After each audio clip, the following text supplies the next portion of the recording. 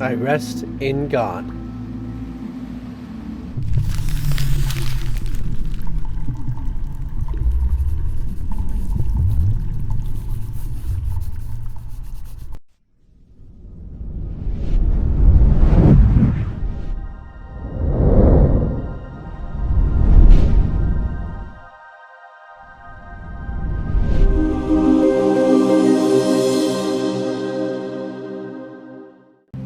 This is always a pretty phenomenal concept, even just right off at the beginning of just thinking of what that means. And just having a concept of any idea, regardless if it's the proper way or a delusionary, crazy way of understanding what it means to rest in God. This brings naturally, as it states so eloquently, about how it brings peace and it would bring stillness and bring certainty. And all of these different variables will naturally fall into place when you recognize that you rest in God. Now, this is a statement I would rather take into how is it that you rest in God and what does it mean to be resting in God, opposed to why you should enjoy resting in God, right? So in the sense of what the idea of resting in God is all about, is to recognize what everything is. And this is why it brings and includes everyone, because of what that, say, dreamer perspective is.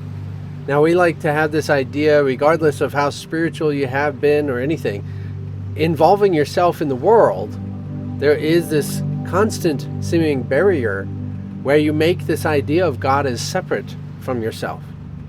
Now, even if I was to say and come to the convincing you that you are one with God, you would still have an idea that maybe somebody else is not, or someone else is something else opposed to being one with God also. So it's a little tricky, because in the same sense it has to include everybody. And so in that same, what that dreamer mind perspective is kind of where that's going, is that if you recognize what, say, the dreamer's mind is, then you realize that everything is resting. Like sleep. Sleep is a rest, right? I rest in God. So as much as one would say and can twist it in all sorts of different ways, to say that God is asleep, oh, that's a misunderstanding, confusion. Oh, to say the Son of God is asleep and all this stuff, it really gets your mind tossing and turning, trying to figure out what is it, who am I, what is this, what is that, and you can't really see it, you can't really understand it, because of what you are in God.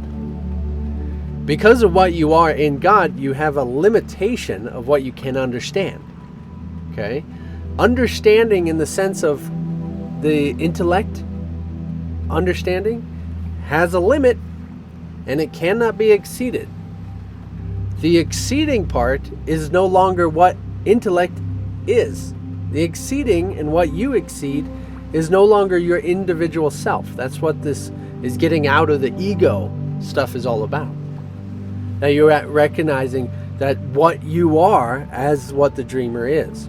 Now the actual dreamer perspective is not something that there is literally no more than the dreamer perspective, but it is in the understanding that what God is the complete totality of all that is available, say, outside of that. So it gets a little confusing to understand that quite literally you are in God right now, to whatever degree.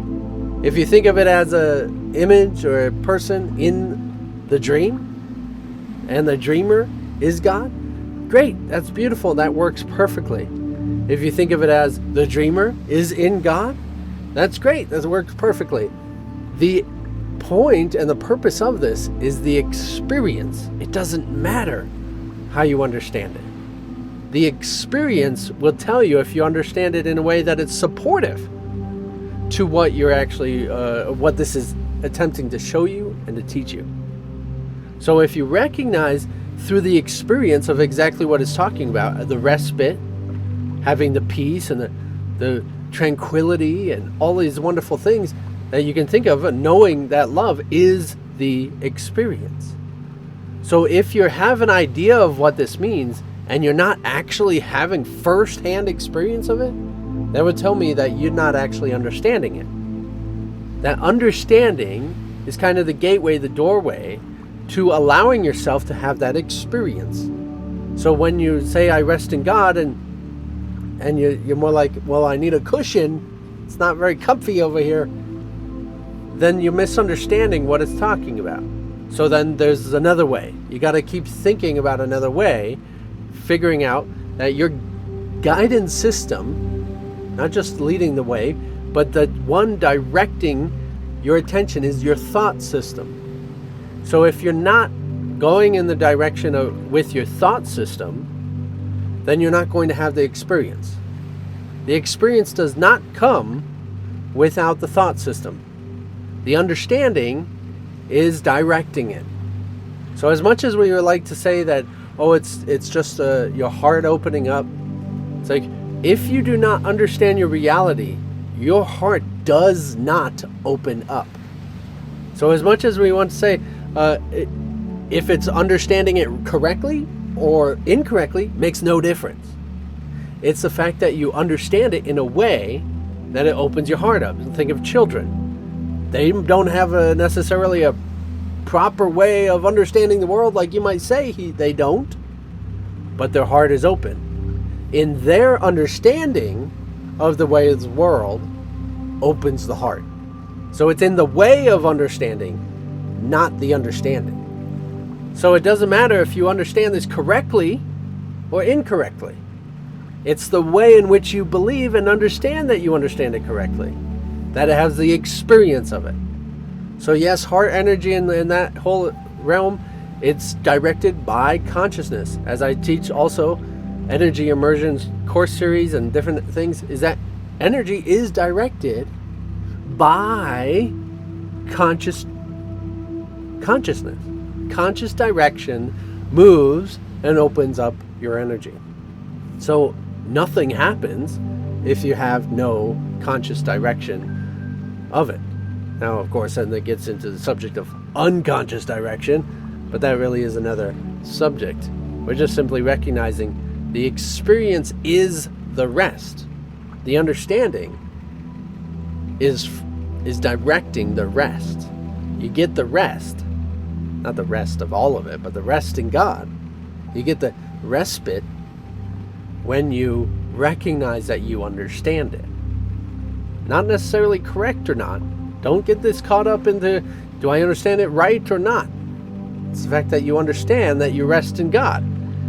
It doesn't matter the imagery and the ideas that you have of it. It does.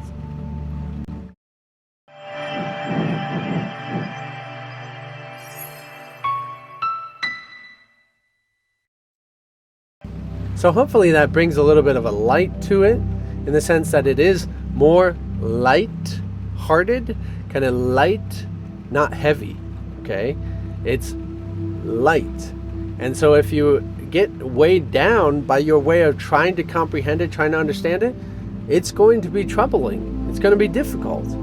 It is not your understanding. Your understanding, you're choosing to not understand. So it's the way in which you're choosing lack of understanding. The way in which you're choosing understanding. It doesn't matter what that understanding is. We just have to emphasize that. So if you understand it in a deity and you're praying to some deity, you allow that to happen. You make that happen. And so you experience the rest from that praising the Lord or whatever it is. Okay? But it's not from the ideas that you have of that Lord. Okay? It is from your opening up to your possibilities of having that happen. You make that happen. That's what magic is. Are you going to make it the deity, or are you going to recognize that you make the deity work? Regardless, your mind changes. So if you recognize that someone takes the guilt from you, or you don't have the guilt. Either way, you recognize respite from guilt.